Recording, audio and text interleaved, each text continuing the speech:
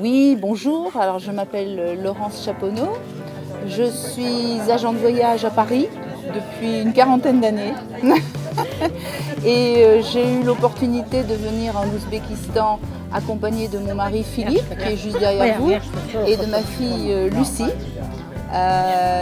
C'est vraiment une opportunité car Silk Road Destination a par le biais d'Internet proposé à des agents de voyage parisiens ou français, je ne sais pas exactement, de connaître le pays, l'Ouzbékistan, et de le connaître en famille.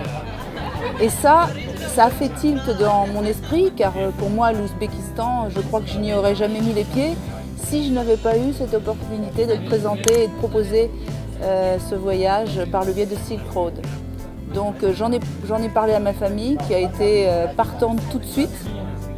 Et c'est pour ça que nous sommes là et que nous sommes heureux de l'être. L'Ouzbékistan, pour nous, est un pays qui fait un petit peu peur, pour nous, Européens. Tous les pays d'Europe centrale, d'Asie centrale qui finissent par « an » nous font penser à des pays un petit peu plus difficiles d'accès, comme le sont par exemple l'Afghanistan, etc. Et l'Ouzbékistan, le peuple français a du mal à le situer sur une carte déjà. On ne sait pas quelles sont ses frontières, on les connaît bien sûr parce qu'on en entend parler dans la presse, mais tant qu'on n'est pas venu dans le pays, on a des a priori, on a peur. Et je peux vous dire que dès la première minute arrivée à Tachkent, la peur s'envole et on apprend au jour le jour à découvrir le pays, à découvrir ses habitants qui sont hyper accueillants. Il n'y a aucune angoisse, aucune peur, et ça je le tiens à le signaler parce qu'on n'a jamais ressenti quoi que ce soit. On est dans un pays très sécurisé, on s'y sent bien. Et jusqu'à présent, le voyage n'est pas terminé, mais jusqu'à présent, on ne peut que vanter les mérites du pays et de ses habitants, qui sont hyper accueillants, la preuve, encore aujourd'hui dans cette famille ouzbèque.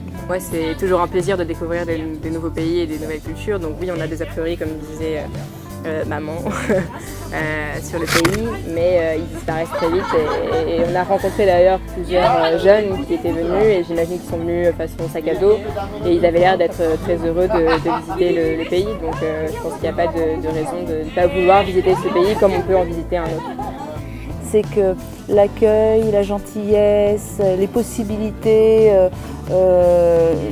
laissent à penser qu'on peut amener quand même pas mal de clients dans les mois et années à venir. Il faut simplement changer l'idée que les gens ont du pays. Et une fois que ces idées auront fait leur chemin, je pense que l'Ouzbékistan pourra devenir un pays de tourisme comme le sont beaucoup d'autres pays actuellement.